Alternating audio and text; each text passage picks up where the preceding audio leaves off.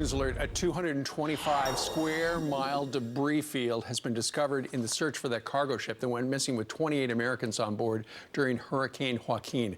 Joining us right now with breaking details is maritime expert and an attorney specializing in the field of maritime law, Rod Sullivan. Rod, what did they find so far?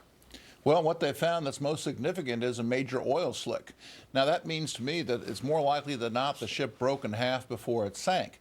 A ship that founders, that simply fills up with water and sinks, doesn't leak its oil. It leaks its oil over the period of many weeks and years. Here, they've got a big oil slip indicating that the ship broke up.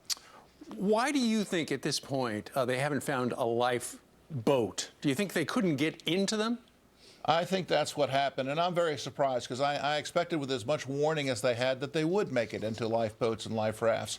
But at this point, I think maybe the 150-mile-an-hour winds, the 15-degree list of the ship, and the 30-foot waves made it impossible for them to get into a lifeboat or into a life raft. And today they're calling into question why the captain took off with the storm coming. But as it turns out, weren't they way to the side and would have been clear had the storm, and I didn't realize this until this morning, the storm was going to the north and then suddenly did a loop right into them. Yeah, it was a terrible situation. We have a storm that's heading to the northeast. We have a vessel that's heading to the southeast, and the captain thought that he would pass clear.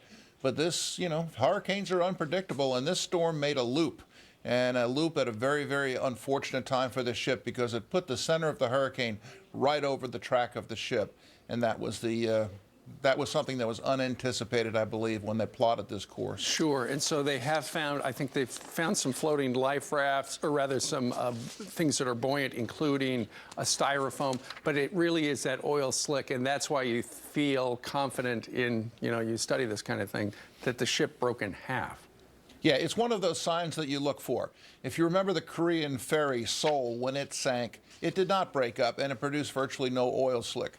In this case, when you have an oil slick immediately after the ship sank, that to me is a good indication that the ship broke in half and the oil tank were split in the course of that sinking. It's just terrible. All right, Rod Sullivan joining us today from Jacksonville, Florida. Rod, thank you very much.